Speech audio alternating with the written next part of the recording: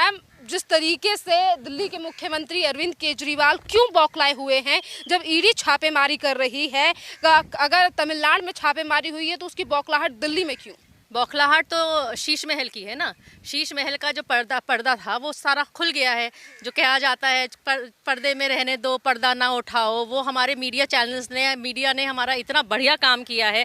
उन्होंने सारी चीज़ें ओपन कर में ला दी हैं। इन्होंने जो वहाँ पर 45 करोड़ का जो फ्रॉड किया है वो सामने आ गया है। और जितने दिन के लिए 2 दिन के लिए इनके हाथ में पावर आई थी, इन्होंने उन लोगों का एकदम से ट्रांसफ़र करना शुरू कर दिया जो लोग उसको इन्वेस्टिगेट कर रहे थे, उस स्कैम को, उस फ्रॉड को इन्वेस्टिगेट कर रहे थे। तो पेट में दर्द तो होना ही है, क्योंकि वो अध्यादेश आने के बाद इनके हाथ से वो वापस पावर चली गई। अब जब इन्वेस्टिगेशन होगी तो इनको पता चल जाएगा कि इन्होंने उस 45 करोड़ के फ्रॉड में, शीश महल में कितना खाया, कितना बनाया और कितने लोगों ने उससे कमाया। शीश महल में रहना मंजूर है, लेकिन अगर उसी चीज़ की इन्वेस्टिगेशन हो, अगर हमारे देश के लिए, भले के लिए हमारी इन्वेस्टिगेटिव एजेंसीज जो हैं वो इन्वेस्टिगेशन करें तो उस पर प्रॉब्लम है। उसे पेट में दर्द क्यों होता है? क्योंकि खुद को पता है ना, क्योंकि खुद करप्ट है, भ्रष्टाचार के ये जिसे कहना चाहिए ना राजा हैं, ये सम्राट हैं भ्रष्टाचार के। 2 मंत्री इनके जेल में सड़ रहे हैं, इन्वेस्टिगेशन चल रही है। एक को तो अब 9 महीने बाद, 10 महीने बाद बेल मिली है। उसके बावजूद भी इनको ये समझ में नहीं आता, ये अपने आप को कट्टर ईमानदार कहते हैं, इन्हें शर्म नहीं आती ज़रा सी भी। मैम, देश की अन्य पार्टी जो है वो भी सवाल उठा रही है ईडी और सीबीआई की जांच को लेकर। आखिरकार क्यों 2024 के चुनावों को लेकर ये क्यों कहा जा रहा है कि पार्टियों पर दबाव बनाया जा रहा है, सरकारों पर दबाव बनाया जा रहा है? देखिए, बात में फ़र्क है। अगर ये कहा जाए कि इन्वेस्टिगेटिव एजेंसीज़ जो हैं वो सरकार के कहने पे चल रही हैं, तो उसमें ये भी तो कहा जा सकता है कि वो ईमानदारी से काम कर रही हैं। अगर ईमानदारी से काम कर रही हैं तो लपेटे में कोई भी आ सकता है। जिसने भी गलत काम किया है वो लपेटे में आएगा।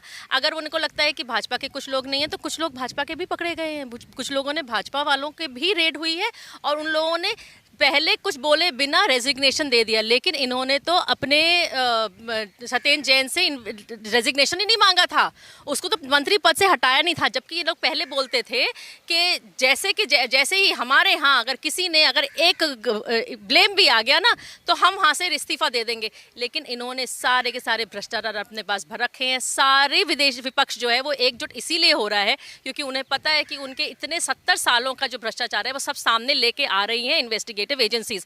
हम एक आम इंसान होते हुए, आम आदमी होते हुए, कॉमन सिटीजन होते हुए बहुत खुश हैं कि जितनी इन्वेस्टिगेटिव एजेंसीज जो काम कर रही हैं ना, सबके भ्रष्टाचार सामने आ रहे हैं। इसी तरीके से 70 साल में यही होना चाहिए था। दिल्ली के मुख्यमंत्री तो ये भी आरोप लगाते हैं कि 2024 के चुनावों को देखते हुए विपक्ष के ऊपर दबाव बनाया जा रहा है और जनता जवाब देगी केंद्र सरकार के लिए। और जो विपक्ष जो गालियां देता रहता है हमारे माननीय प्रधानमंत्री जी को, वो पूरा विश्व हमारे प्रधानमंत्री जी के पैर छूता है। उनको सबसे बड़ा सम्मान दिया जाता है हर देश में।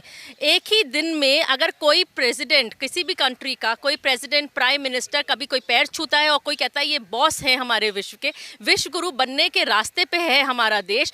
इनको उसी बात से पेट में दर्द है क्योंकि इन्होंने सोचा ही नहीं था कि प्रधानमंत्री भारत का कभी भी इतने बड़े मुकाम पे उसकी पूछ हो सकती है, उसको इज्जत मिल सकती है, उसको सम्मान मिल सकता है। ये लोग इस बात से चिढ़ते हैं क्योंकि ये लोग कभी वो सोच ही नहीं ला सकते थे। इन्होंने सोचा नहीं था कभी हिंदुस्तान को इतना सम्मान मिलेगा। और ये सिर्फ बंटवारे की राजनीति करने वाले हैं, देश का अलगाववाद करने वाले हैं, तोड़ने वाले हैं। इनको आज अगर एक प्रदेश दे दिया जाए कि उसके तुम राजा बन के बैठ जाओ तो ये सबसे ज़्यादा खुश हो जाएंगे। कुछ देर पहले भी आपने जिक्र किया कि जब सुप्रीम कोर्ट की तरफ से ऑर्डर आया तो अरविंद केजरीवाल ने कुछ चुनिंदा अधिकारियों का ट्रांसफर कर दिया।